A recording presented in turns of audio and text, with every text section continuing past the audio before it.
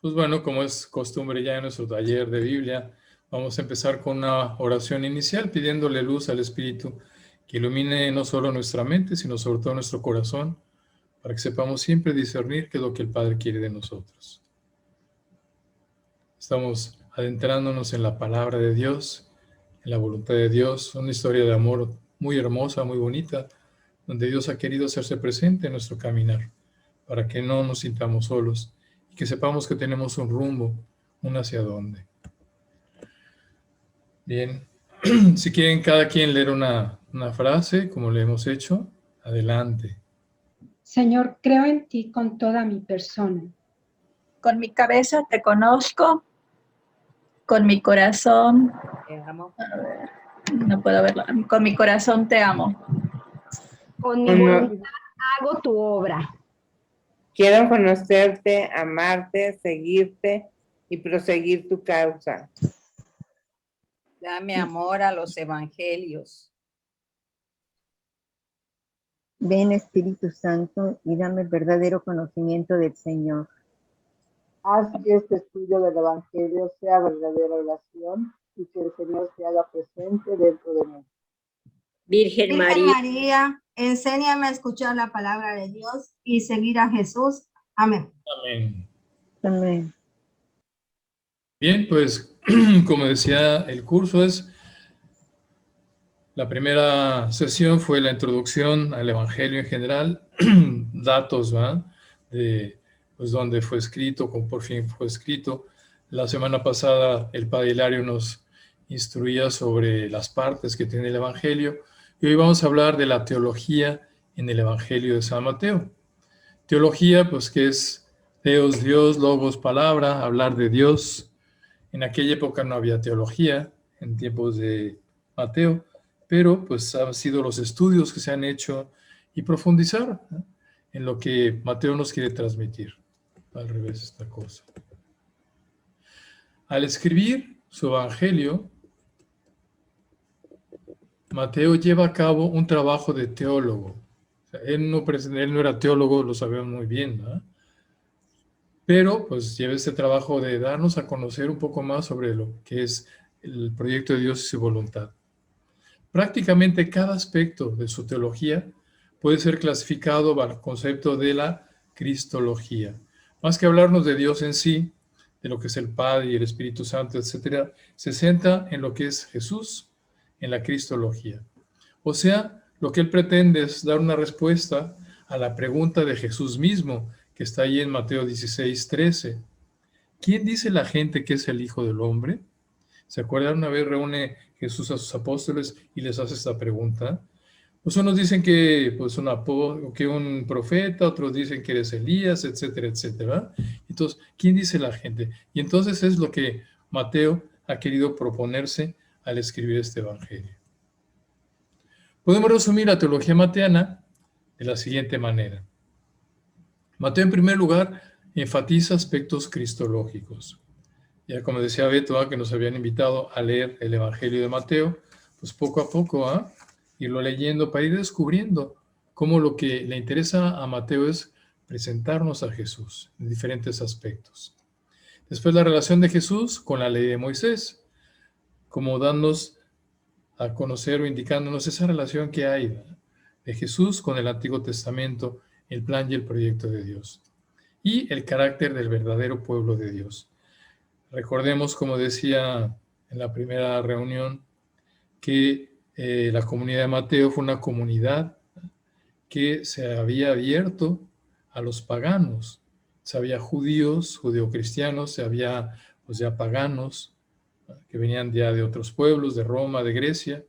Y aquí entonces, bueno, el verdadero pueblo de Dios ya no era el pueblo del Antiguo Testamento, sino era el nuevo pueblo de Dios fundado en Jesús, que incluía a todo mundo. Había judíos, griegos, romanos, de todos los pueblos del mundo. ¿Y para qué? ¿Cuál es la finalidad de Mateo?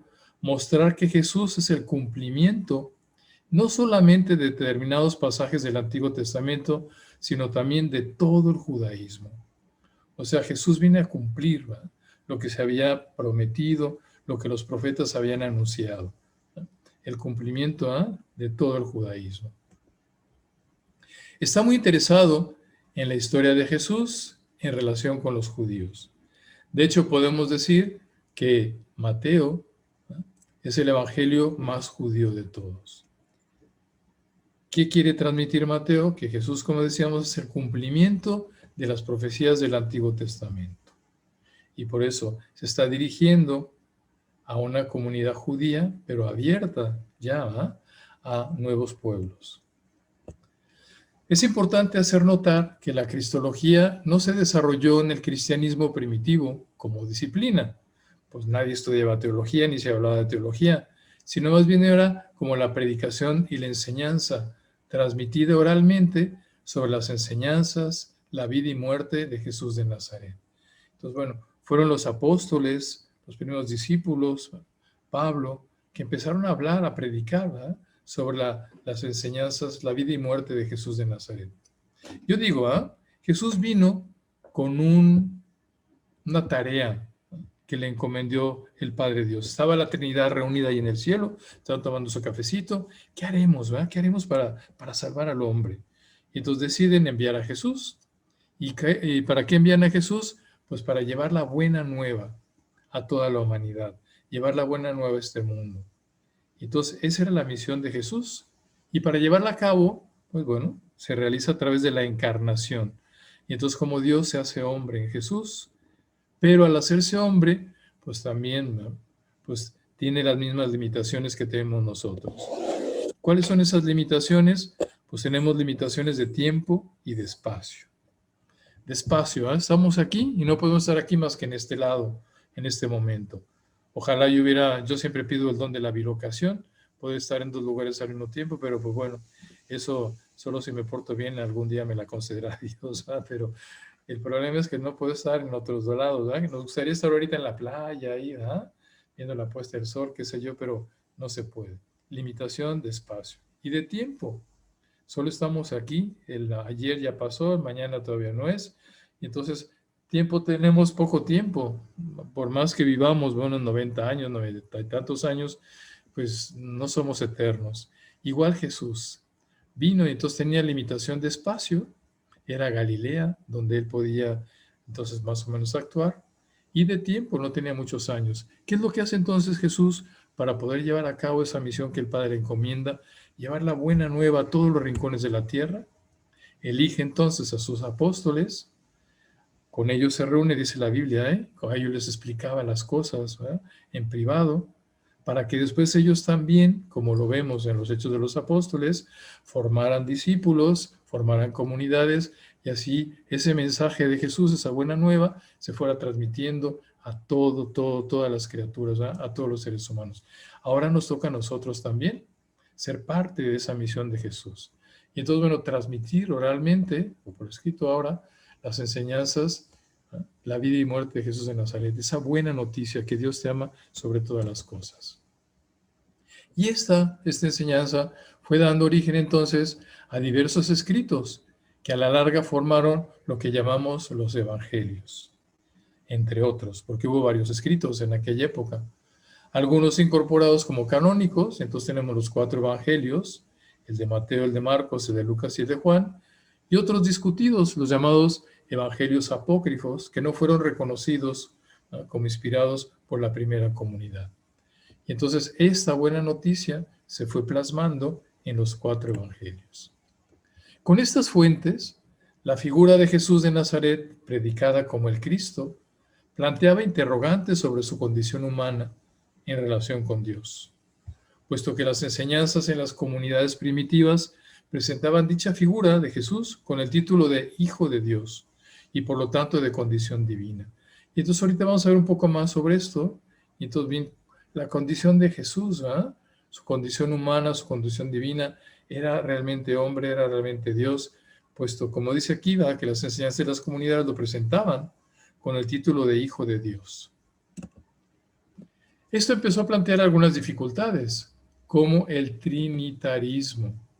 ¿Qué significa eso de trinitarismo? Pues que Dios, ¿verdad?, Dios es Padre, es Hijo y es Espíritu Santo, como nosotros lo conocemos ahora. ¿Cuál fue el problema? Para el israelita, para el judío, ellos tenían su credo, el Shema que se llama, que está en el Deuteronomio. Y dice así, ¿va? Y lo tenían que rezar, ¿va? Los más cumplidores, ¿va? Los más ortodoxos todas las noches, ¿va? Escucha, Israel, el Señor tu Dios es un solo Dios. Amarás al Señor tu Dios con todo tu corazón, con todo tu cuerpo, con todas tus fuerzas, con toda tu alma. Y entonces esto para el israelita era esencial. De hecho, somos las religiones monoteístas de un solo Dios. Pero entonces al empezar a hablar, ¿verdad?, de Dios Padre, de Dios Hijo, del Espíritu Santo también, esto para el israelita, para el judío, le planteaba una seria dificultad. No podían aceptar, ¿verdad?, que hubiera varios dioses, porque Dios es solo uno. Y entonces, bien, aquí pues empezaron estas dificultades de cómo explicar, ¿verdad?, eso que Dios es un solo Dios en tres personas distintas, ¿verdad? El Padre no es el Hijo no es el Espíritu Santo no es el Padre, sin embargo los tres, ¿verdad?, son Dios. ¿Cómo está esto? Bien, porque pues hay un sistema que se llama triteísta, o sea, que creen en tres dioses. Por ejemplo, los hindús, está Brahma, está Vishnu, está Shiva, son tres naturalezas bien distintas. En el trinitarismo no son tres naturalezas, son tres personas. De ahí que el triteísmo se ha considerado como una forma de politeísmo, pero el trinitarismo no. Entonces nosotros creemos en Dios, pero el problema es cómo explicamos eso. Y fue uno de los principales problemas con los que se topó Mateo y los evangelistas. ¿Cómo explicar, verdad?, que es un solo Dios en tres personas? Esto además fue creando también, ¿verdad?, errores en las teologías trinitarias. Uno de estos fue el modalismo. A ver, déjenme ver nada más. Sí. Fue el modalismo, ¿eh? Pues está el Padre, el Hijo y el Espíritu Santo, que son tres modos en los que se aparece la misma divinidad. O sea, es un Dios de tres maneras distintas. ¿Cuál es la respuesta que se dio? Se le condenó esto por insuficiente, ya que si bien contribuye a fortalecer la idea de la unidad, de la unicidad de Dios, termina liquidando la noción de la Trinidad, ¿eh? Padre, Hijo y Espíritu Santo poseen sus propias características. En consecuencia, son tres personas distintas, no tres modos de aparecer de una misma divinidad. Es como si yo me pusiera tres vestidos, ¿eh? El vestido de fiesta, el vestido para hacer deporte, el vestido para salir, ¿eh?, pues a la calle. No son tres maneras distintas, no son tres modos de ser. Y aquí fue entonces, como decía, uno de los principales problemas. Otro error, ¿eh?, el subordinacionalismo, subordinado, ¿eh? Y el error de esta doctrina radica en postular que en la Trinidad existen relaciones de subordinación y que solo el Padre es el único Dios. En particular se postula que Jesús es semejante a Dios, pero nunca igual a Él. Entonces Dios, ¿verdad?, es el único Dios, y después está Jesús, que es algo parecido a Dios, pero no es Dios, y el Espíritu Santo también. En el Concilio de Nicea se definió que el Hijo es de la misma sustancia que el Padre, y en consecuencia igual a Él. Es lo que se conoce como el homoousios. Y entonces, bueno, no son seres distintos, sino es el mismo Dios, ¿verdad?, de la misma sustancia que da origen a dos personas. Después vienen las tres, ¿verdad? Lo que decíamos del triteísmo. El Padre, el Hijo, el Espíritu Santo existen de manera separada. Son tres dioses independientes y autónomos. La respuesta, ¿eh?, las tres personas no existen de manera separada, sino en relación el uno al otro. Las personas de la Trinidad están relacionadas eternamente, de ahí que conformen una unidad. Se plantea entonces lo que se llama como perijóresis, que es la interpenetración de las personas. No son tres dioses, son tres personas en un solo Dios trino, ¿eh?, unidos, como decía aquí, la perijóresis, ¿eh?, en esta relación.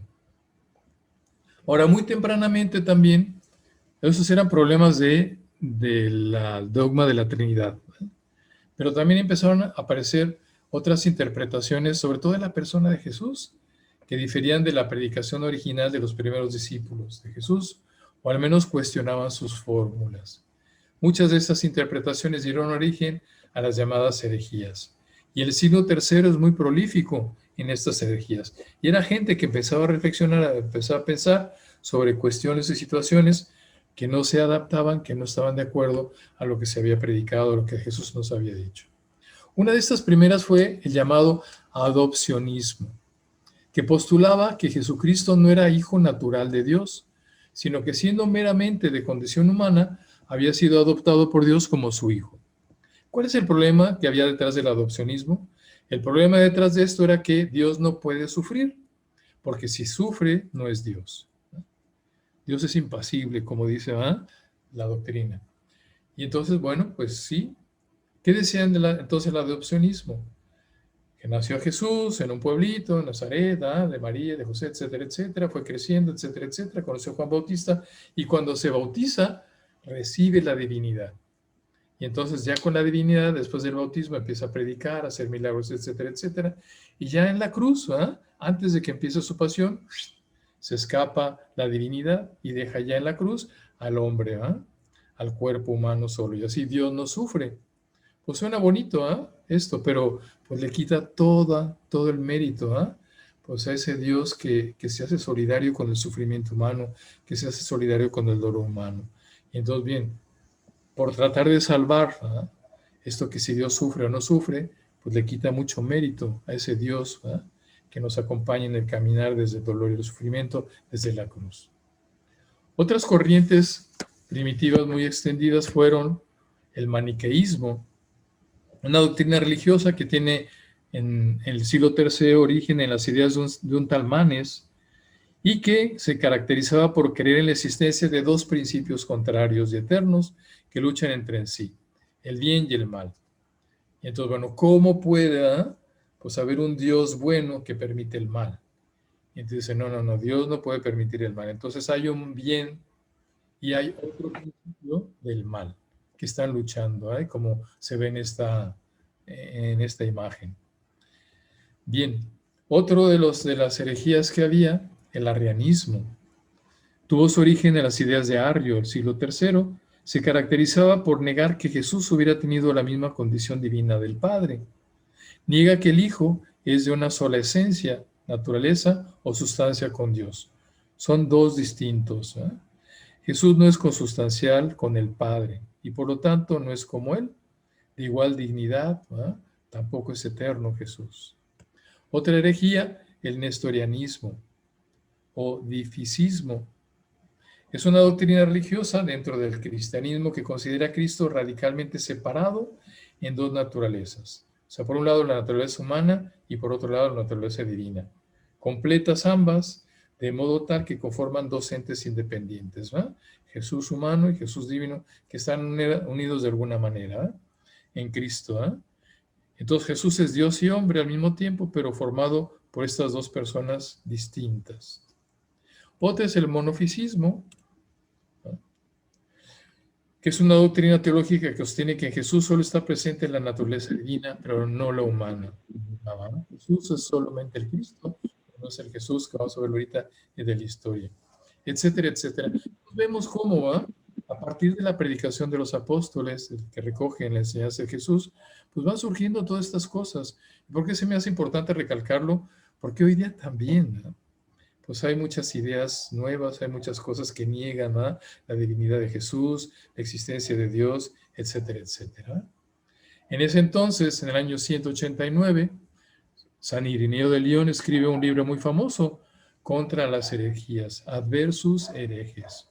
Vemos ahí cómo es, pues también, pues esa inquietud por parte de la Iglesia de definir cuál es el dogma, cuál es la verdad. Bueno. Corrientes distintas. Y estas corrientes, entre otras, originaron disputas en los ámbitos cristianos que llevaron entonces al concilio de Nicea, al concilio primero de Nicea, en el año 325, el cual se pronunció por la doble naturaleza de Jesucristo, la humana y la divina. Entonces es importante estos concilios que van surgiendo. El primer concilio, si se acuerdan, fue el de Jerusalén, que también es importante en el Evangelio de Mateo, viene en Hechos de los Apóstoles. ¿Pero por qué? Porque Pablo predicando, había muchos judíos que se oponían a su predicación y decían que primero para ser un buen cristiano había que seguir todo lo que dice la ley judía. Entonces ponían la ley judía por encima de lo que Jesús había predicado. Entonces había que cumplir la ley, circuncidarse, etcétera, etcétera. De origen al primer concilio. Es importante esto de los concilios, porque no es lo que yo creo, no es lo que yo pienso, lo que a mí se me ocurre, sino vamos a reunirnos todos, vamos en oración a pedir luz al Espíritu Santo para que entonces Él nos ilumine por dónde ir caminando. Por cierto, abro un paréntesis. En este momento los misioneros del Espíritu Santo estamos en lo que se llama el capítulo general, que es una reunión que hacemos cada 6 años, donde son elegidos algunos representantes que se llaman los padres capitulares, se reúnen en un lugar, ahorita están en Valle de Bravo, pues para orar, para discernir por dónde quiere Dios que vayamos caminando. Entonces lo mismo, no es que se le ocurra al superior general hacer esto o aquello. En estos momentos en la iglesia, el capítulo, el concilio, también no es lo que diga Pablo, no es lo que diga Pedro, no es lo que diga Juan, sino vamos a reunirnos para ver qué es lo que dice el Espíritu Santo y por dónde ir caminando. Pedir luz al Espíritu. Y entonces en ese sentido el concilio de Nicea primero. Recordemos en la historia cómo ya promulgado el edicto de Milán en el 313, ¿se acuerdan, verdad? Santa Elena fue una persona, era la mamá del emperador Constantino, que se convirtió al cristianismo, una persona de mucha fe, y fue hablándole a su hijo Constantino sobre la fe cristiana. Tenía así como sus resistencias, Constantino, etcétera, etcétera. En una batalla muy importante de Puente Pluvio, ¿verdad?, donde se iba a definir, ¿verdad?, el final de la guerra. Entonces él tiene una visión, que es lo que vemos aquí en este dibujito. Ve, lo comentamos creo que la vez pasada también, ve un signo que es la cruz y unas letras que decían in hoc signo vincis, por este signo vencerás. Y entonces mandó que todos sus soldados se pusieran una cruz en sus vestidos, su traje militar. Vencieron entonces la batalla, ganó Constantino, y aquí entonces dio libertad a la iglesia. Ya no es una iglesia perseguida, que se reúne en las catacumbas, escondida, sino que ya empieza a vivir su fe abiertamente. Y entonces, bueno, como consecuencia de este edicto de Milán, de Constantino, hubo una mayor libertad para los cristianos para difundir y debatir su fe. Y entonces ya empezaron a haber más concilios, más reuniones para definir el dogma, qué es lo que tenemos que creer como cristianos, como católicos. Se celebra en el concilio de Éfeso, 431, ¿verdad?, y luego el concilio de Calcedonia en el 451, donde se definió con claridad la fórmula dogmática, poniendo fin en gran medida a las disputas, a las discusiones. Y entonces no se trata de lo que diga fulano, lo que diga sultano, sino qué es lo que la iglesia proclama, y la iglesia que somos todos nosotros, iluminados por el Espíritu Santo y pues caminando por el camino que nos ha marcado Jesús. ¿Qué es lo que nos dijo este concilio? Dice, qué interesante, dice, siguiendo pues a los santos padres, o sea, ya a los grandes teólogos, habíamos visto algunos de ellos, en la primera clase, San Basilio, San Irineo de León, etcétera, etcétera. Siguiendo pues a los santos padres, todos a una voz, qué bonito, todos los estamos aquí reunidos, a una voz enseñamos que ha de confesarse a uno solo y el mismo Hijo, nuestro Señor Jesucristo, el mismo perfecto en la divinidad y el mismo perfecto en la humanidad. Entonces, el mismo perfecto en la divinidad, perfecto en la humanidad. Dios verdaderamente, y Él mismo verdaderamente hombre, de alma racional y de cuerpo, consustancial con el Padre en cuanto a la divinidad y en mismo consustancial con nosotros en cuanto a la humanidad. Fue como la declaración del concilio de Calcedonia, como Jesús tiene su naturaleza divina y su naturaleza humana, y en esto lo tenemos que creer todos, es la voz que nos enseña el concilio. La adopción del símbolo niceno-constantinopolitano, que así se llamó por los concilios, el concilio de Niza y el concilio de Constantinopla. Entonces, lo que todos los domingos decimos, creo en un solo Dios, Padre Todopoderoso, Creador del cielo. Creo en Jesucristo, verdadero Dios y verdadero hombre. Pues viene de esta raíz, del símbolo niceno-constantinopolitano y del de Calcedonia más adelante, el 451. Y en relación al punto de vista cristológico, Estos concilios fueron claves tanto para intentar ordenar la doctrina cristiana, en qué es lo que se debe creer, como para un nuevo comienzo de la discusión cristológica. ¿Quién es Jesús y qué es lo que debemos creer de Jesús? Esta definición cristológica, así nada más haciendo un paréntesis también, a su vez autorizó que se siguiera aludiendo a María como Madre de Dios y no solamente Madre de Jesús. Si definió el concilio que Jesucristo era verdadero Dios y verdadero hombre, aquí está, perdón. Define, la definición del concilio de Calcedonia respecto a Jesús de Nazaret se conoce como unión hipostática, y en síntesis podría enunciarse como Jesucristo es verdadero Dios, Jesucristo es verdadero hombre, Jesucristo es uno y el mismo, es una sola persona, siendo Dios y solo hombre. Y entonces, si María es la madre de Jesús, y Jesús es verdadero hombre, claro, pero también es verdadero Dios, María no es nada más la mamá de la mitad de Jesús. Mi mamá no es nada más la mitad, la mamá, o sea, de mi mitad, es mi mamá de todo el cuerpo entero. Y entonces de ahí se saca como conclusión, pues que si María es madre del verdadero hombre, tiene que ser también madre del verdadero Dios. Entonces se define aquí en el concilio de Éfeso, muy bonito, que María es la Theotokos, toco madre, Theos Dios, la madre de Dios. Bien. Ahora, otro de los puntos importantes, pues que surgen aquí pues con la predicación de los primeros cristianos, de los evangelistas, de Mateo, es pues una distinción entre el Jesús de la historia y el Cristo de la fe. Son dos cosas distintas. El Jesús de la historia fue esa persona pues que nació, que convivió, que estuvo entre nosotros, y el Cristo de la fe es lo que después los evangelistas nos transmiten, que Jesús es hijo de Dios, es Dios, hecho hombre, es consustancial al Padre. Quien me ve a mí, ve al Padre. Felipe, hoy lo que vimos, en el Evangelio de la misa de hoy. Felipe, tanto tiempo llevo con ustedes y todavía no me conoces. Quien me ve a mí, ve al Padre. Y eso es lo que nos transmitieron los evangelistas. Bien, Jesús de la historia. Hay quienes afirman que el Jesús histórico no es el mismo Cristo que la iglesia predicaba. Les digo, es lo que veía en el fondo del problema. Decían, hay que distinguir entre lo que se propuso Jesús, que fue pues transmitirnos el Evangelio, y lo que intentaron sus discípulos. Jesús fue un Mesías político que pretendió librar a los judíos del yugo romano, pero fracasó en su intento, decían ellos. Un Mesías político, que era lo que esperaban muchos de los israelitas, pero que fracasó en su intento. Ante el fracaso, decían ellos, de su maestro, ellos no se resignaron.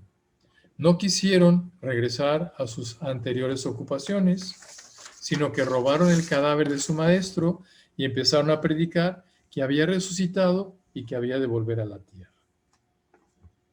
Así, un fraude de los discípulos de Jesús es la causa de que surgiera el Cristo de la fe y se fundara la iglesia. Es lo que decían estos, es un fraude de los discípulos. Aquí está el texto, Mateo 28, 11, 15, si quieren leerlo. 28, 11, 15, ¿qué dice? Mientras las mujeres se retiraban del sepulcro, algunos de los guardias fueron a la ciudad a contar a los sumos sacerdotes todo lo ocurrido. Estos, después de reunirse con los ancianos y de ponerse de acuerdo, dieron mucho dinero a los soldados para que dijeran: los discípulos de Jesús vinieron de noche y se lo robaron mientras nosotros dormíamos. Y si el gobernador se entera de esto, nosotros lo convenceremos para evitarles problemas. Ellos, después de tomar el dinero, hicieron como se les instruyó, y esta es la versión que se ha difundido entre los judíos hasta el día de hoy. Se robaron el cuerpo y entonces, pues bueno, es una invención que hicieron los apóstoles, pues de que Jesús, que había resucitado, que era el Hijo de Dios, etcétera, etcétera, pero no, Jesús fue únicamente una persona. Viene esta teoría de Jesús como personaje mítico. Según esta teoría, Jesús no fue un personaje histórico, sino una entidad mítica, producto del sincretismo entre las religiosidades helenística y judía. Es todo lo contrario, Y entonces no fue un personaje histórico, sino una invención de los apóstoles, de los evangelistas. Ahora, la mayoría de los estudiosos no aceptan estas teorías, ¿eh? De hecho, dan argumentos que hacen más verosímil la insistencia histórica de Jesús. ¿Y qué es lo que dice Jesús en el Evangelio? Pues aquí está muy bien representado, ¿eh? A ver, Tomasito, ¿eh? ¿Cómo que no crees? ¿Eh? Ven, mete tu dedo, ¿eh? En mis llagas, ¿eh? Mete tu mano en mi costado. Y citan, entonces, ¿eh? Citan, en primer lugar, la mención de Jesús en las obras de dos autores no cristianos considerados fiables. El historiador, en primer lugar, Flavio Josefo, que vivió entre los años 37 y 100. ¿Se acuerdan cuándo se escribió el Evangelio de Mateo? Por ahí del año 80, entonces con coetáneo, ¿eh?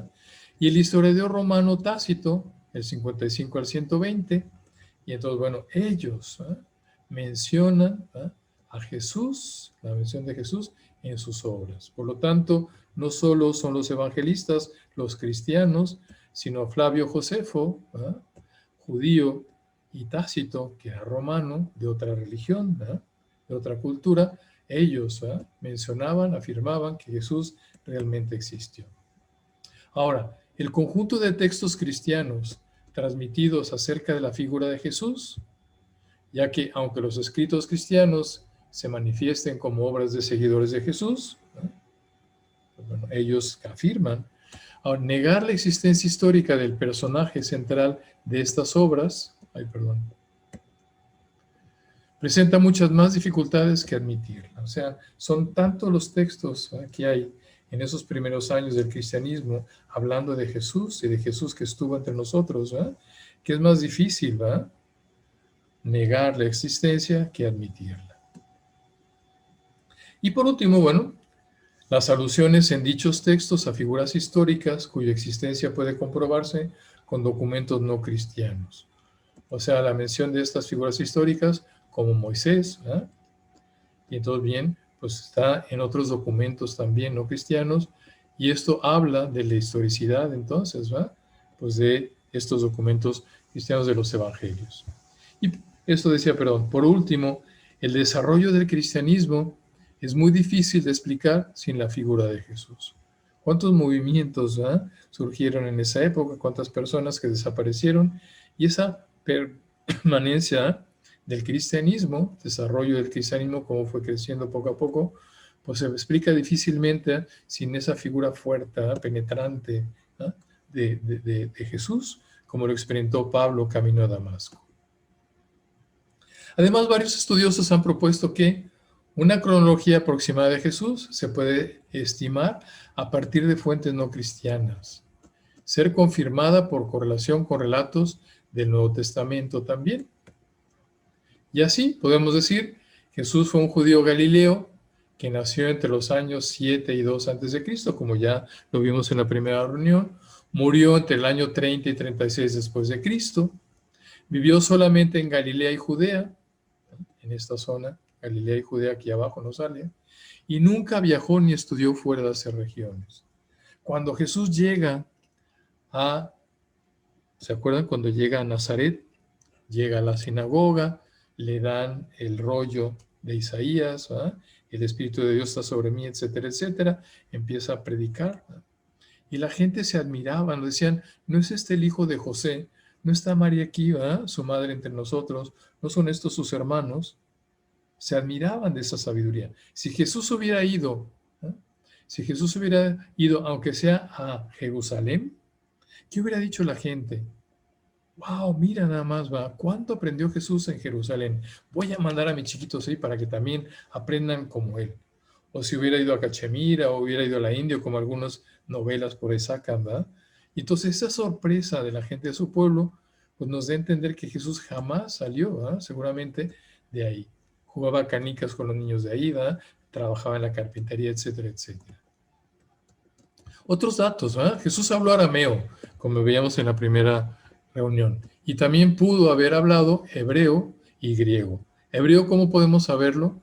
Pues bueno, porque los jóvenes, ahora como se hace la primera comunión y se va al catecismo para prepararse la primera comunión, los judíos, los niños judíos, para hacer su bar mitzvah, o sea, ser admitidos ya como adultos en el templo, tenían, pues bueno, que recitar los salmos y lo hacían en griego.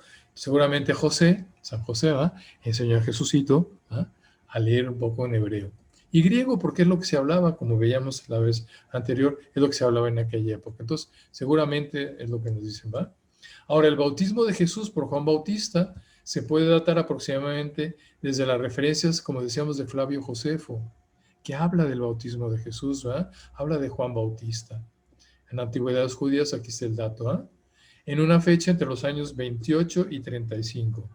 De hecho, dicen los estudiosos que dos momentos, ¿va?, que no se pueden negar como históricos de Jesús fueron su bautismo y su muerte en la cruz. Y por último, el tema principal de su enseñanza era el reino de Dios.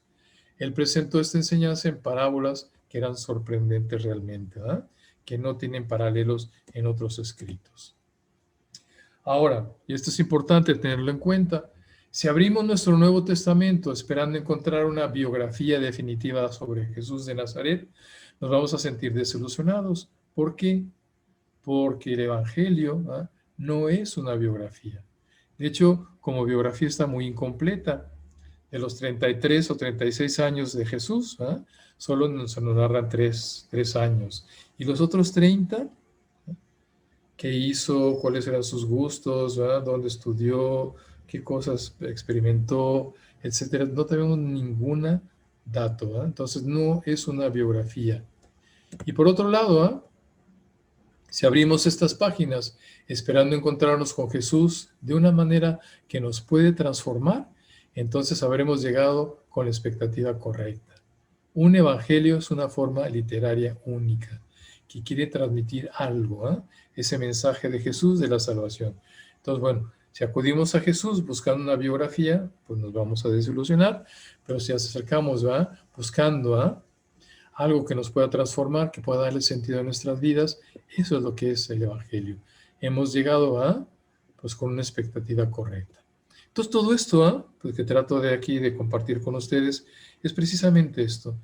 Los evangelios al inicio suscitaron controversias, suscitaron diferentes maneras de interpretar, se suscitaron como diferentes formas de entender el mensaje de Jesús. Bien, quisiera ver si hay algunas preguntas. Aprovecho ahorita este momento sobre lo que hemos visto. ¿Cuál es la diferencia, porque no los identifico, entre una herejía entonces y una blasfemia? Una herejía es una doctrina que enseña algo que va en contra del dogma de fe. Okay. Una blasfemia es pues como hablar con alguna mala palabra o hablar mal de Dios o de Jesús. Ok. Gracias. La herejía va más en la línea de la doctrina. Una doctrina errónea. La herejía. Ok. Gracias. Mucho gusto. Gracias, padre. ¿Me puede confirmar el nombre del autor del libro Contra las herejías, por favor? Irineo de León. Gracias, padre. Contra los herejes se llama su libro. ¿Contra los herejes? Sí. Del año 146, los primeros, siglo segundo. Ok. Gracias, padre. Padre, también yo quería preguntar algo.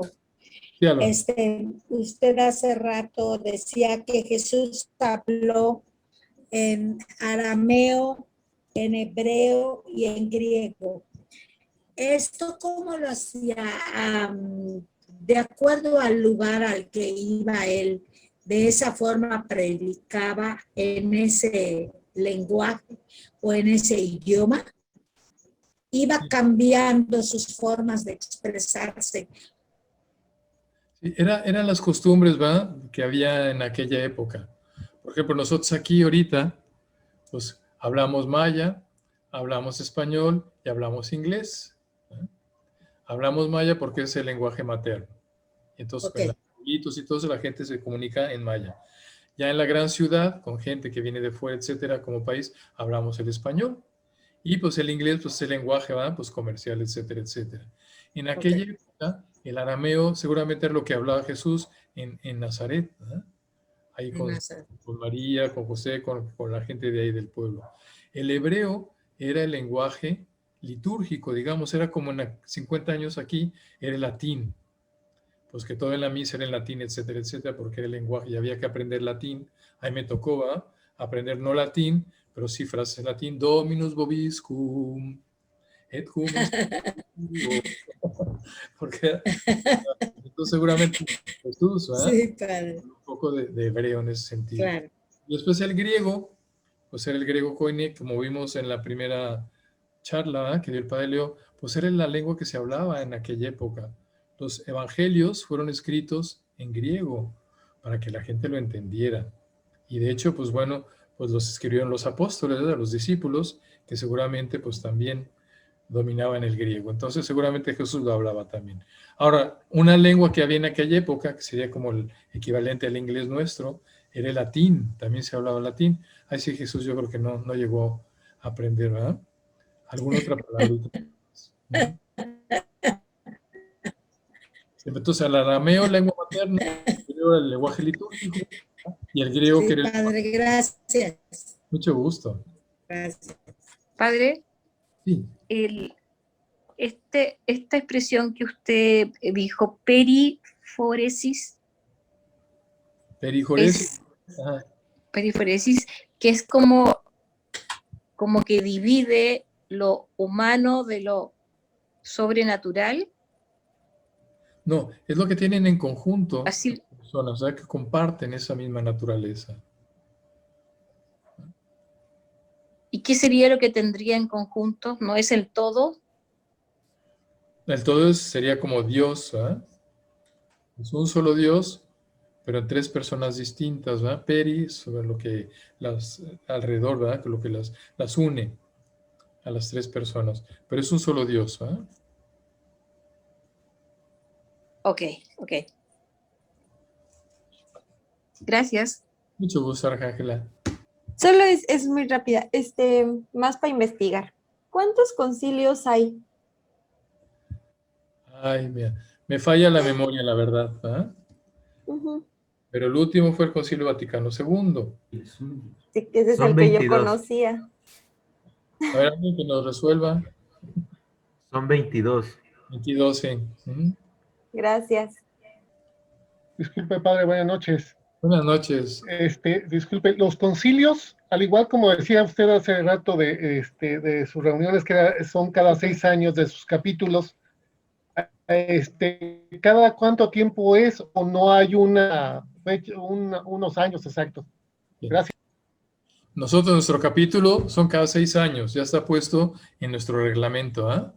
Porque tiene que haber cambio de superior, etcétera, etcétera. Al contrario de los concilios, no es que haya una periodicidad determinada, sino es cuando hay algún problema determinado. El Papa Juan XXIII, ¿ah?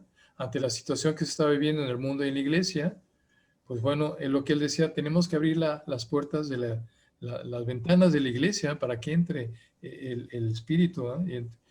Como que la iglesia tiene que abrirse al mundo. Y es lo que había en esa época, una distancia muy grande entre lo que estaba viviendo el mundo y la sociedad y la iglesia. El hablar en latín, que ya nadie entendía, el laico no tenía ningún papel, su papel era obedecer, ¿verdad? A la jerarquía, etcétera, etcétera. Y entonces había situaciones pues, que había que reflexionar. Y entonces por eso se convoca. Le dijeron al Papa Juan XXIII que estaba loco, cómo se le ocurría, que un concilio en ese momento, y fue una gran bendición de Dios realmente. ¿Eh? Y entonces es ante una necesidad de definición de algo, ¿eh? Alguna problemática específica, y pues el Espíritu Santo que vive en la iglesia, ¿eh? Que se convoca y se celebra. Yo creo que, no sé si Francisco, yo creo, pues ahorita por la edad, ¿eh? Pero yo creo que pronto necesitaríamos ya un nuevo concilio también, ante la situación que estamos viviendo, ¿eh? Cómo la iglesia, así como se adaptó a la iglesia a la lengua vernácula, ya no latina, la lengua vernácula, ahorita hay una nueva lengua en el mundo, ¿eh? Que es toda la lengua pues, de internet y toda esta lengua, pues, ¿cómo se llama? Pues sí. ¿Virtual, digital? Digital, sí. Entonces, Padre, ay, perdón. Adelante. ¿Nos podría o me podría por favor ampliar un poco más? Tengo un grupo de niños los que siempre me están preguntando acerca del mal y el bien. Y usted pasó una imagen en donde está haciendo como unas fuerzas, quién gana, si Jesús o algo. No es el mal no es enemigo de Jesús. Y esos niños siempre me están preguntando, tal vez porque siempre están viendo sus videos y sus cosas del malo y de que gana el malo y que yo quiero ser el malo. ¿Cómo podré explicarle eso? ¿Y cuál fue la herejía en aquel entonces? Yo me acuerdo que estaba en Costa Rica una vez también, en retiro, y estaban los niñitos jugando allá afuera, estaban jugando policías y ladrones, y nadie quería ser policía. Todo el mundo quería ser ladrón. Es un poco esto que dices, ¿verdad? Pues sí. Así es. El problema aquí es un problema de la religión, ¿verdad? Y un problema a lo largo de la historia de las religiones, que es ese planteamiento, ¿ah? ¿Cómo es que Dios, si realmente predicamos que Dios es amor, que Dios es bueno, puede permitir que haya el mal? Y entonces, pues una manera de entender esto es que, bueno, son dos principios, el principio del bien y el principio del mal. Y así como Dios crea cosas, Dios bueno crea cosas, el Dios malo ha creado otras cosas, ¿va? El diablo, etcétera, etcétera, el pecado. Y entonces están en continua lucha. Pero nosotros creemos que no hay dos dioses, uno bueno y uno malo. Es un solo Dios que lo que ha hecho es permitir el mal. ¿Y qué es el mal? El mal no es un ente en sí. El mal es una ausencia.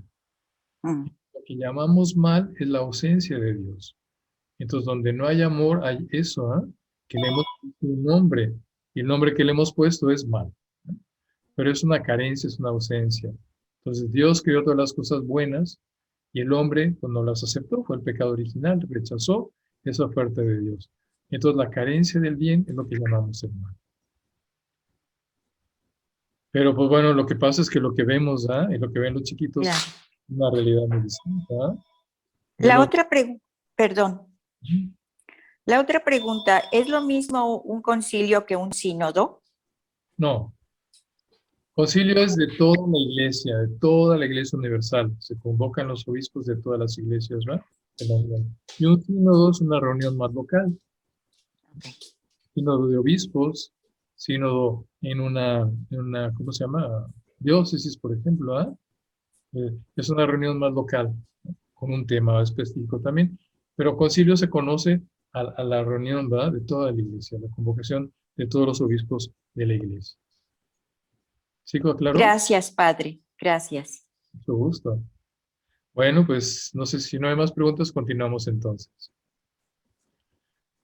Bien. Continuando un poco sobre esta teología de Mateo, pues está Jesús, ¿verdad? Jesús y los evangelios. Cuando yo me reúno con mis amigos para platicar sobre algún tema, siempre recordamos los mismos eventos, pero de manera distinta.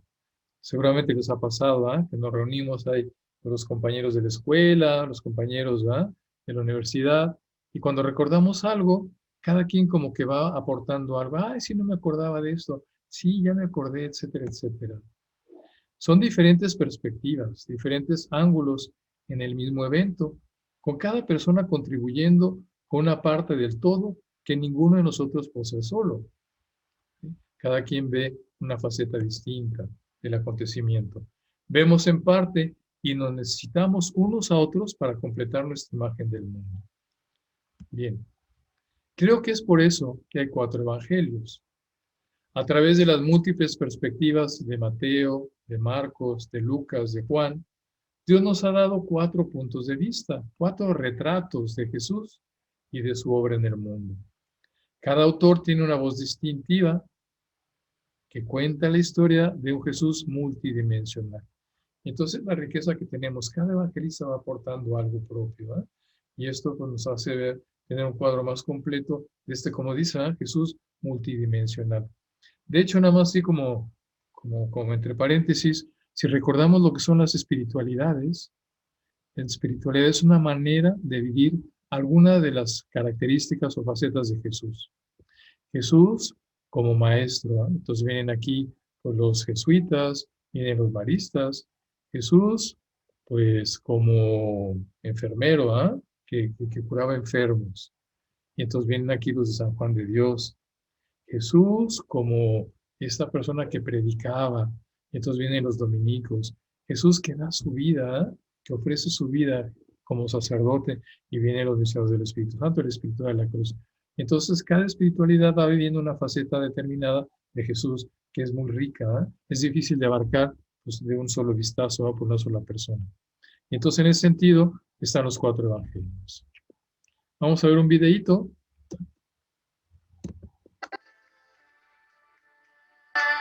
Es Jesús de Nazaret, alguien que siempre sorprende. El que le conoce entra en un misterio que colma mente y corazón, siempre va más allá, siempre es inagotable.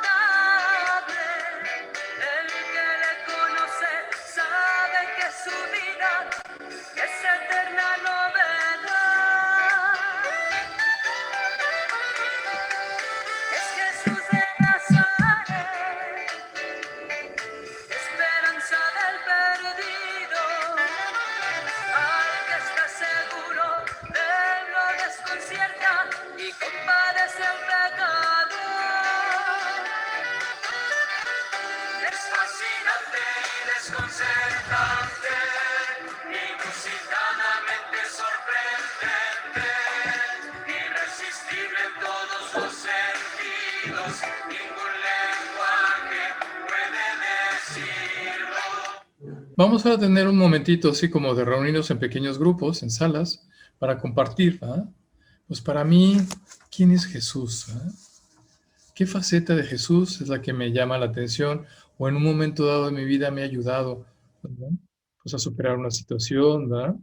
Pues a sentirme un poco mejor? Entonces, vamos pues a las pequeñas salas y después nos volvemos a reunir aquí. Que aprovechen.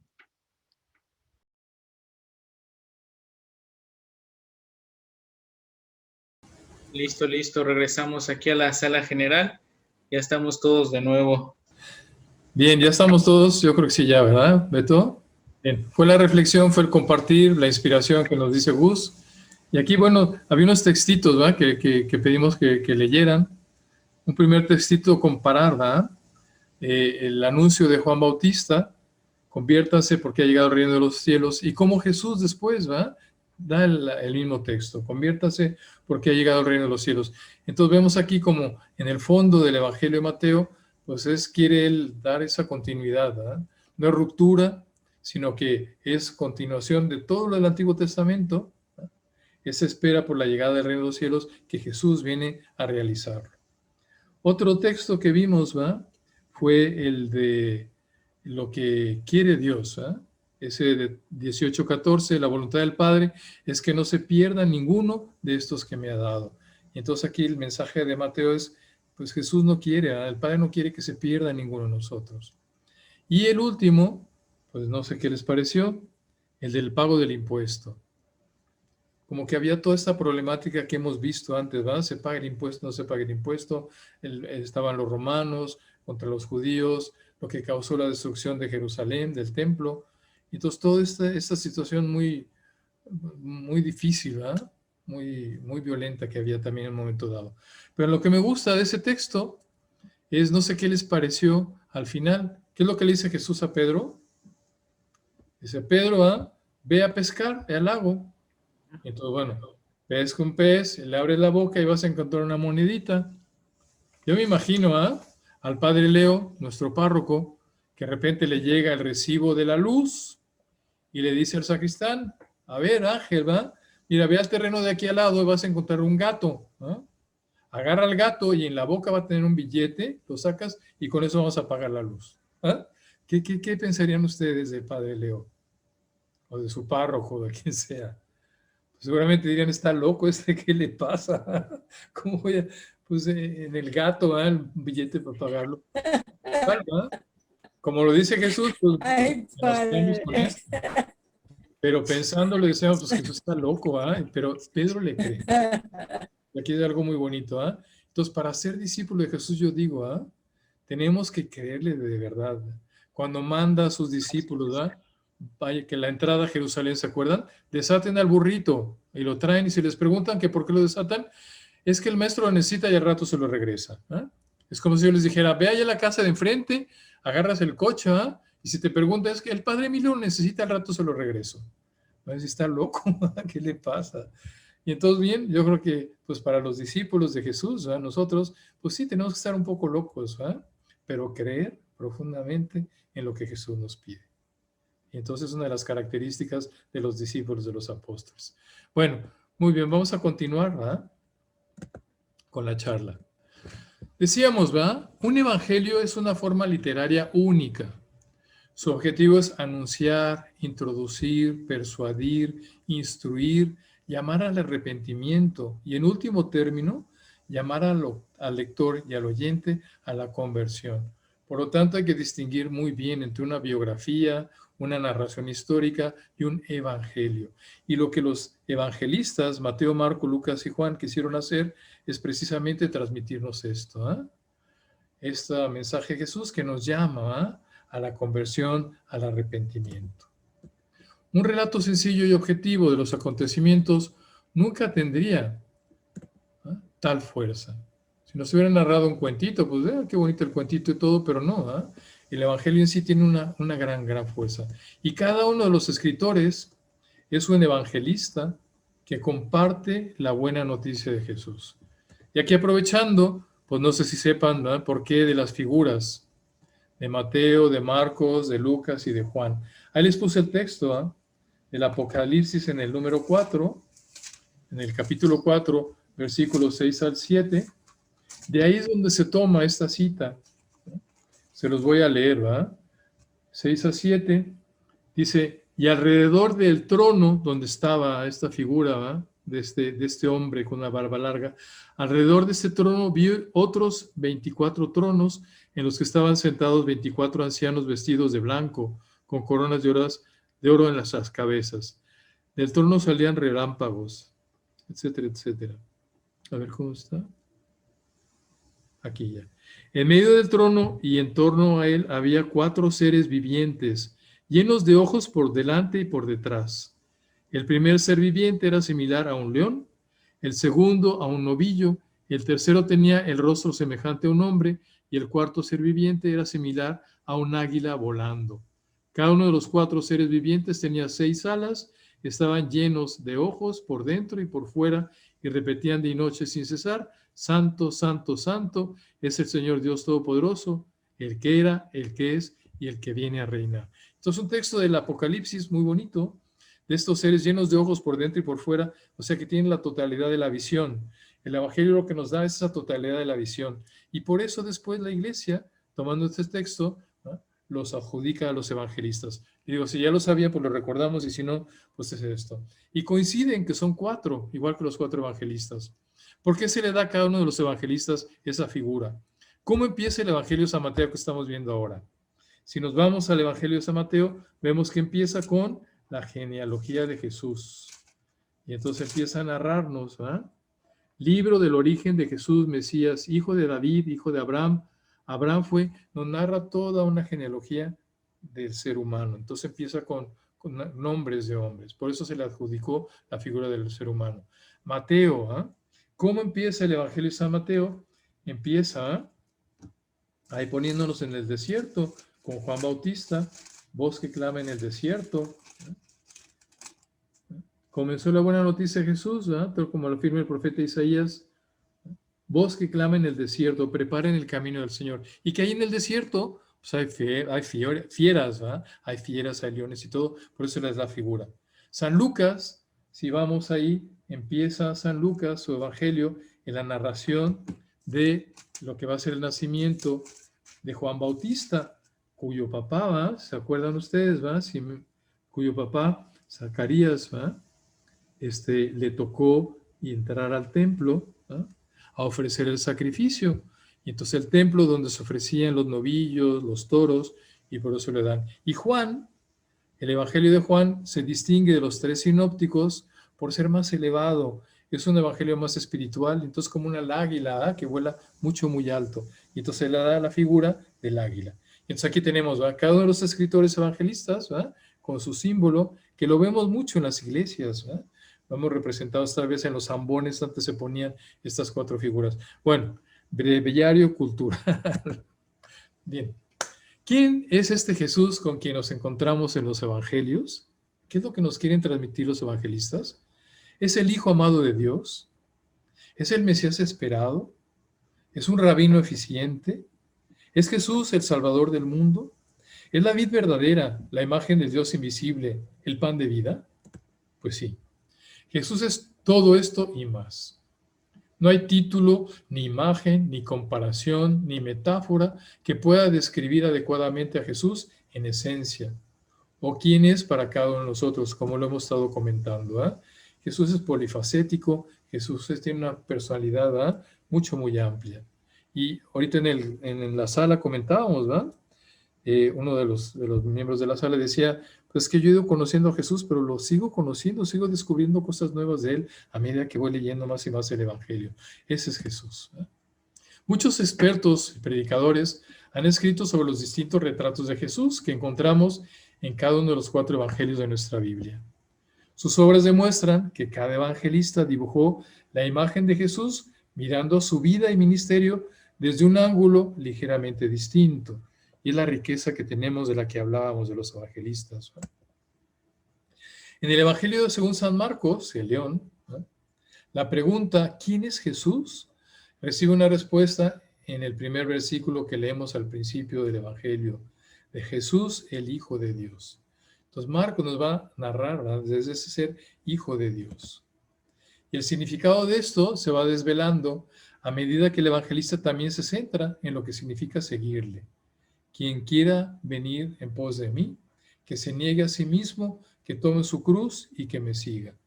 ¿Cómo seguir a Jesús desde la cruz, desde la entrega, desde la donación? En los escritos de Marcos, Jesús es el Hijo de Dios, el ungido, el Cristo, el Mesías, que debe de sufrir y padecer. Marcos se centra en la plenitud, en la plena humanidad de Jesús y nos invita a hacer lo mismo. Yo me acuerdo, cuando estudié teología, el maestro que nos daba los evangelios hablaba de Jesús como el hombre en conflicto. Desde el principio de su evangelio empieza pues este conflicto de Jesús con los dirigentes de su época y bueno, ese camino de cruz de dar la vida por los demás. En lo que algunos consideran un fuerte contraste, el evangelio según San Juan, como decíamos, nos introduce al Jesús divino, la palabra de Dios hecha carne. Entonces, por eso la figura del águila, ¿eh? Y entonces, esa palabra de Dios que se hace carne, este evangelio que nos transmite Juan, ¿eh?, un relato donde Jesús aparece plenamente en control de los acontecimientos que le rodean y plenamente capaz de asumir la identidad del gran yo soy, que se revela en el monte Sinaí, que es Dios, ¿verdad?, que se le revela a Moisés. Dile a tus hermanos que yo soy el que es. Jesús dice, yo soy la luz del mundo, yo soy el Cordero de Dios, yo soy el camino, yo soy la verdad, la vida, yo soy el pan de vida, yo soy el buen pastor. Entonces este evangelio, donde se nos presenta a Jesús en control de los acontecimientos. Lucas, en Lucas Jesús, el Salvador, que perdona, cuya misericordia y compasión sale al encuentro de los marginados, es el centro de este evangelio. Y es Lucas, pues como médico que viene de otra cultura, griego, y entonces cómo pues, nos transmite este Jesús, misericordioso y cercano al necesitado. Ups, se cambió la foto. Bueno, esto es Cabo San Lucas, no es San Lucas, pero bueno, algún día disfrutaremos eso. Bien, claramente estos retratos se solapan y lo que surge es una experiencia de Jesús que es más que la suma de sus partes. Así en nuestra propia lectura orante de los evangelios, a veces nos sentimos atraídos por algunos aspectos particulares y otras veces por los otros. Pero bueno, ¿qué es lo que nos interesa a nosotros ahora? Jesús en el Evangelio de Mateo. Recordamos en la primera sesión que el Evangelio según San Mateo, tal como nos ha llegado, procede de una comunidad judeocristiana en proceso de apertura al paganismo y de un autor o autores judeocristianos versados en las Escrituras. Conocían muy bien la historia del judaísmo, conocían la ley perfectamente, pero una comunidad que tiene ese reto de abrirse ya a otras culturas, a otras personas. ¿Quién es Cristo según Mateo? ¿Qué imagen de Cristo intenta el Evangelio transmitir a su comunidad, a sus lectores? Una primera aproximación de este problema puede esbozarse observando cómo los actores del relato mateano llaman a Jesús. Si vamos viendo el Evangelio, vamos viendo diferentes personas que interactúan con Jesús y cómo se refieren entonces a Jesús. En efecto, cada uno de los grupos implicados en la narración tiene una forma específica de llamar al hombre de Nazaret, de manera que en el título escogido se revela la naturaleza de la relación que vincula a Jesús con su interlocutor. El primer grupo está constituido por los que niegan o desconocen la verdadera identidad de Jesús, que son los escribas, los fariseos, saduceos, un joven, ¿va? Joven que quiere seguir a Jesús, ¿va? Que le dice, Jesús, vende todo lo que quieres, ¿va? La gente también en general, Judas, ¿va? Y lo llaman como maestro. Se dirigen a él con el título de maestro. 12 veces aparece en el Evangelio de Mateo. De estas 12, 6 son propias de Mateo, o sea, no aparecen en los otros evangelios. O también se le llama rabí.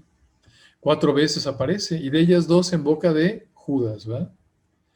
La muchedumbre que simpatiza con Jesús hasta el momento de la pasión, aún sin adherirse a su persona, ve en él a un profeta.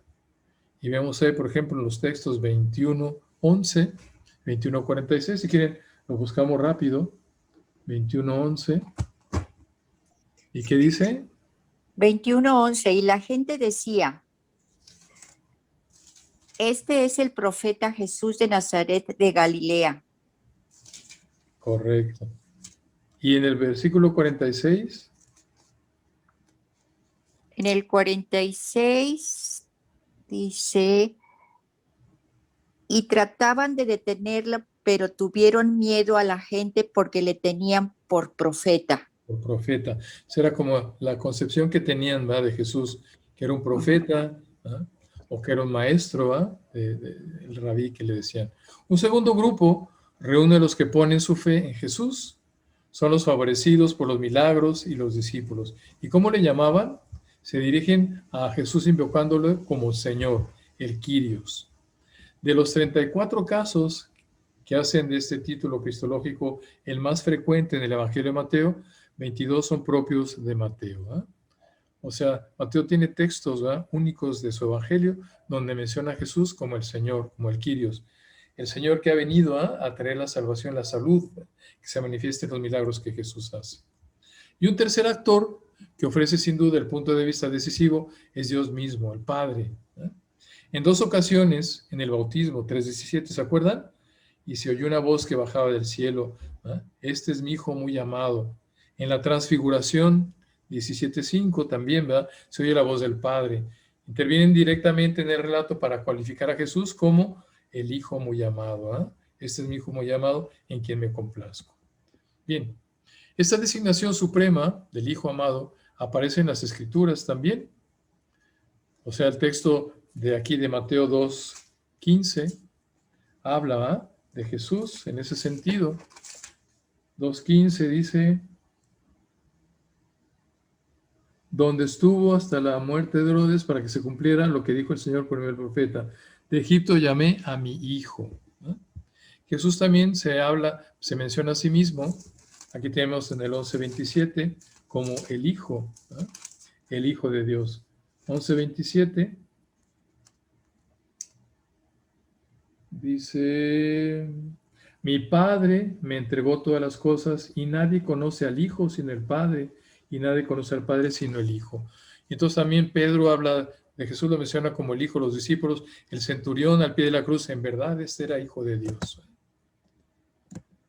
Bien, si el título Hijo de Dios, en virtud misma de aquel que lo pronuncia, que es Dios Padre, se impone como la apelación decisiva, el título que expresa la fe de los discípulos es más explícito, es el del Señor Kyrios. ¿Eh? Y entonces son los dos títulos con los que se refiere Mateo a Jesús, que le habla, como el Hijo de Dios, que es el Padre mismo que lo menciona, y también, bueno, de algunos discípulos y la gente que habla de él como el Señor, el Kyrios. El Señor es ante todo el hombre de Nazaret que camina con los suyos instruyéndolos. Es además el Salvador que libera a los desgraciados y a los discípulos de su miseria. El uso del título de Kyrios, ¿verdad?, lo vemos entonces ahí, como decía, en los relatos de los milagros. Y porque lo es, realiza la profecía de muchos siglos. ¿Verdad? ¿Y cuál fue esa profecía? ¿Verdad? Él es el hijo de David. ¿Verdad? Aquí hay una equivalencia establecida entre Kyrios y el hijo de David. ¿Verdad? En 9:27 a 28, ahí lo vemos, cómo se hace esa equivalencia. Cuando Jesús partió de ahí, lo siguieron dos ciegos gritando, Hijo de David, ten piedad de nosotros.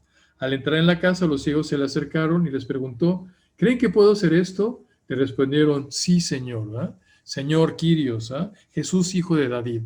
Y entonces hay una equivalencia que se está estableciendo en esto. ¿Verdad?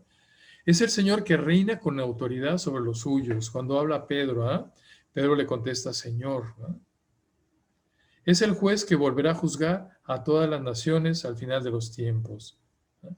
Y aquí la equivalencia entre Señor e Hijo del Hombre en los capítulos 24-37 y en el 25-31. Leo entonces aquí el 25-31, como dice, cuando el Hijo del Hombre venga en su gloria acompañado de los ángeles, se sentará en el trono glorioso. Y aquí es el Hijo del Hombre cuando venga glorioso. ¿Eh? El Hijo del Hombre, el Señor va a juzgar. Ya no camina.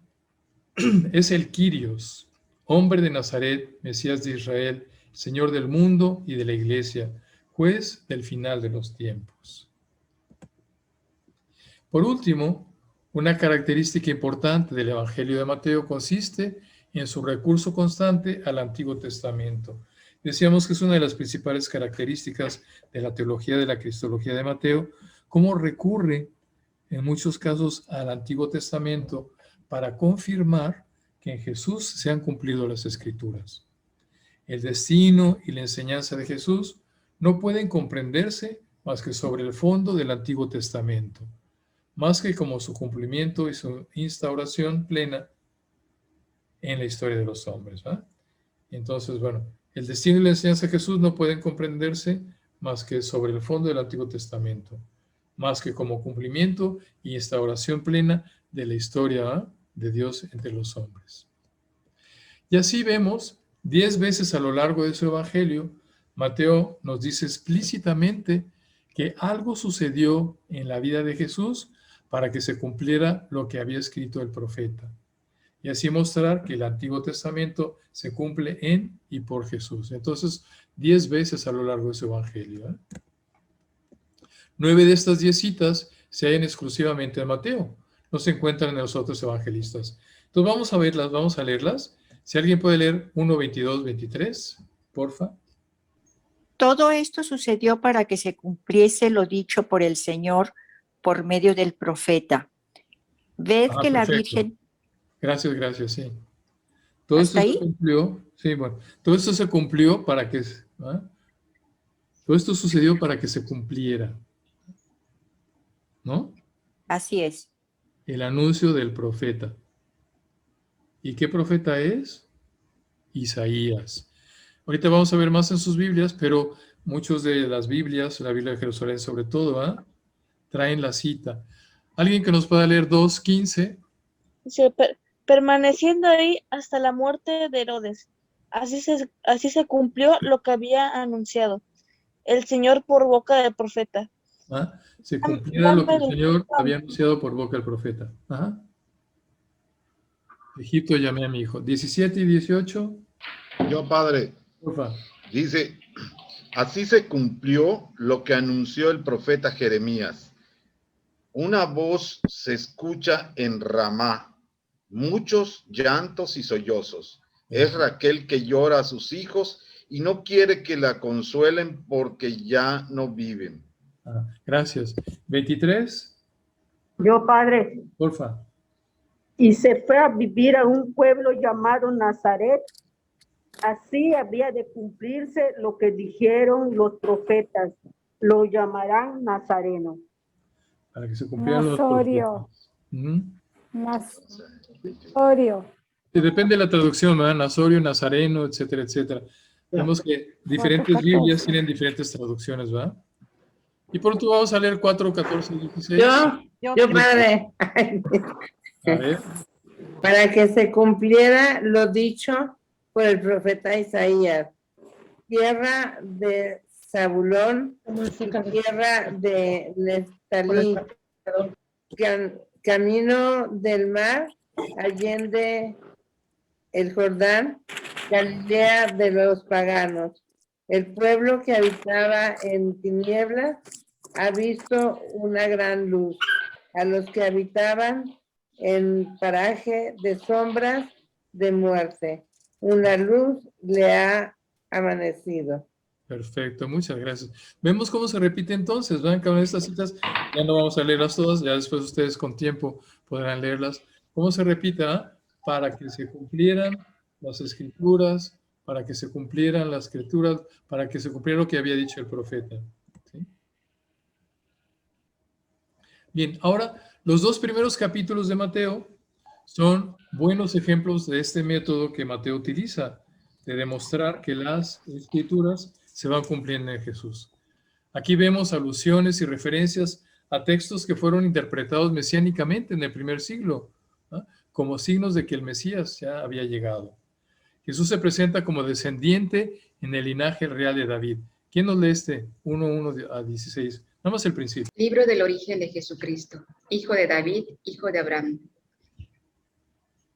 Abraham engendró a Isaac, Isaac engendró a Jacob, Jacob engendró a Judá y a sus hermanos. Gracias. Judá engendró. Gracias. No más ahí. Continúa después, ¿va? Es lo que decíamos de la descendencia, de la ascendencia de Jesús. Por eso se le da la figura de hombre. Y aquí entonces, ¿va? Estos textos mesiánicos, el Mesías que vendría sería del linaje de David, y aquí lo presenta entonces Mateo, ¿va? Libro del origen de Jesús, Mesías, hijo de David, ¿va? Hijo de Abraham. ¿Va? Se reconoce que Cristo debería nacer en Belén. ¿Se acuerdan cuando llegan los Reyes Magos? Sí. A Jerusalén, que se habían perdido porque ya no habían visto la estrella. ¿Llegan a dónde? Al palacio del rey Herodes. Herodes. Y todos, bueno, preguntan, ¿dónde tenía que nacer el Mesías? ¿Alguien puede leer este 2:1-6? Nacido yo, padre. Porfa. Estoy lista. Sale. Nacido Jesús en Belén de Judea, en tiempo del rey Herodes, unos magos que venían del oriente se presentaron en Jerusalén, diciendo, ¿dónde está el rey de los judíos que ha nacido? Pues vimos su estrella en el oriente y hemos venido a adorarle. Al oírlo, el rey Herodes se sobresaltó y con él toda Jerusalén, convocando a todos los sumos sacerdotes y escribas del pueblo, les preguntaba dónde había de nacer el Cristo. Ellos dijeron, en Belén de Judea, porque así está escrito por el profeta. Y tú, Belén, tierra de Judá, no eres la menor entre los principales clanes de Judá, porque de ti saldrá un caudillo que apacentará a mi pueblo Israel. Gracias, vamos a dejarlo ahí. Aquí está el texto, les pongo aquí, es Miqueas 5:2, que si vemos ahí en sus Biblias, si tienen ahí las citas al margen, las marginales, o si no al pie de la página, está el texto de Miqueas, la cita, Miqueas 5:1-3, ¿verdad? Donde dice Miqueas que que el Mesías nacería en Belén. Y no porque sea la más pequeña de las ciudades va a ser la menos importante. Entonces, muy bonito ese texto también, ¿no? Pero hay también citas en las que Mateo ve correspondencias más sutiles que le permiten hablar del cumplimiento del Antiguo Testamento en Jesús. Y ahí están los textos, ¿va? 1:23, la Virgen concebirá y dará a luz un hijo y le pondrán por nombre Emmanuel. Es un texto muy bonito de Isaías, también ahí viene, ¿verdad? Donde están pasando momentos difíciles el rey. Y entonces va el profeta Isaías y le dice, ¿verdad? No pierdas la confianza en Dios, ¿verdad? Tu mujer estará encinta, va a tener un hijo. Tener un hijo significa pues que hay continuidad, ¿verdad? Y entonces que vas a tener un hijo y le pondrás Emmanuel, que significa Dios con nosotros. Otro texto, de Egipto llamé a mi hijo. es del profeta Oseas, 2:15, y entonces para que se cumpliera la escritura también. Se oyó una voz en Ramá, llanto y gran lamentación, cuando Herodes manda matar a los inocentes, a los niños, Raquel que llora a sus hijos y que no quiso ser consolada porque ya no existen. Y entonces son textos que recoge Mateo también. Este texto es de Jeremías 31:15. Y entonces, bueno, para mostrar estas correspondencias del Antiguo Testamento con Jesús. En sus Biblias, yo no sé qué Biblia tengan, pero es interesante, pues como algunas Biblias, por ejemplo la de Jerusalén, la Biblia creo que del Peregrino, no sé, pues resalta, si ven aquí, pone aquí con letras, ¿verdad? O con cursivas, los textos que vienen del Antiguo Testamento que los toman. Entonces, sucedió para que se cumpliera lo que el Señor había anunciado por medio del profeta, y viene el texto, lo pone en cursivas. Aquí también, en el versículo 5, le contestaron lo que acabamos de leer ahorita, en Belén de Judea, como está escrito por el profeta. Aquí sí ya aparece, si ven el texto de Miqueas, no se ve muy bien, pero dice Miqueas, y está en cursivas señalado la cita del texto. Otro ejemplo, aquí está, se cumplió lo que anunció el profeta Jeremías, y está en cursiva la cita, que es de Jeremías 31:15. En el capítulo 3 viene también, este es a quien había anunciado el profeta Isaías diciendo, está en cursivas, voz que grita en el desierto, Isaías 43. Este también es un texto interesante. Aquí es cuando Jesús está en el desierto. Se acercó el tentador y le dijo, si eres hijo de Dios, de estas piedras se conviertan en pan. Jesús contestó, está escrito, no solo de pan vive el hombre. Y entonces, bueno, si eres hijo de Dios, tírate, pues está escrito. Y viene el texto. Jesús le respondió, también está escrito. De nuevo lo llevó al diablo a la montaña. Le dijo, todo te daré si te postras. Jesús replicó, aléjate porque está escrito. Y entonces vemos aquí como una gran cantidad de citas, y vienen aquí, Deuteronomio 6, Daniel número 3, Deuteronomio 6, etcétera, etcétera. Bien, entonces vemos aquí como dentro de la teología de San Mateo está el demostrar que Jesús es el Hijo de Dios, el Kyrios, el Señor, que había sido anunciado en el Antiguo Testamento, y va mostrando con citas, pues esa realidad. Básicamente, entonces, es lo que podemos decir de la teología de San Mateo. Y ya, pues, para penetrar más en esa realidad, la cristología, entonces el hablar de Jesús, pues entonces ahí, pues está la lectura directa que les hemos invitado a ustedes, a ir poco a poco leyendo el Evangelio de Mateo para conocer mejor a Jesús. Y por último, una cita, con esta quiero terminar, pues esta reunión, que está al final, el mero final del Evangelio de Mateo. ¿Cómo termina? ¿Qué dice? Mateo 28:20, y sepan que yo estoy con ustedes todos los días hasta el final de los tiempos. Qué hermoso, Empieza el Evangelio de Mateo con el anuncio del Emmanuel, Dios con nosotros, y termina con este texto, con esa promesa de Jesús, estaré con ustedes todos los días hasta el final de los tiempos. Pues esa es la teología de Mateo, Dios con nosotros, y su cristología, el Señor, el Kyrios, el Dios hecho hombre, que viene a anunciarnos la buena noticia de la salvación. Bien. Pues hay unos minutitos que tenemos todavía. No sé si hay alguna pregunta que quisieran hacer también de esto último que hemos visto. Sí, padre, yo quisiera nada más, al escuchar todo esto, siento que desde el Antiguo Testamento, o sea, Mateo hace mención mucho del Antiguo Testamento, cómo nos va llevando todo el Antiguo Testamento hacia Cristo Jesús. La promesa, claro, es el cumplimiento de la promesa del Padre. Exacto.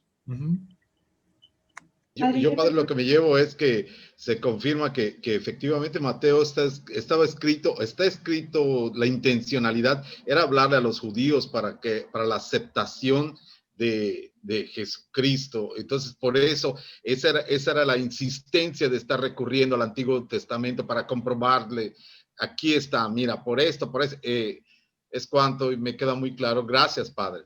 Jesús, el nuevo pueblo de Dios, que incluye judíos y paganos. Y entonces, como esa apertura, sí, sí, sí, el pueblo judío, claro, fue elegido de Dios, a través de ese pueblo se reveló, etcétera, etcétera, pero fue una revelación para la universalidad. Entonces, para ese nuevo pueblo de Dios que abarca todas las naciones. Gracias, Martín. Connie. Padre, cuando Jesús dijo, el que no tome su cruz y me siga no es digno de mí, la cruz ya tenía un significado para ellos, porque bueno, para nosotros la toma cuando Jesús muere en la cruz. ¿A qué se refiere? O sea, eso, como que el término se me hace como anticipado al significado, algo así, ¿no? Sí, lo que pasa es que recordemos que los evangelios fueron escritos mucho después, ¿verdad?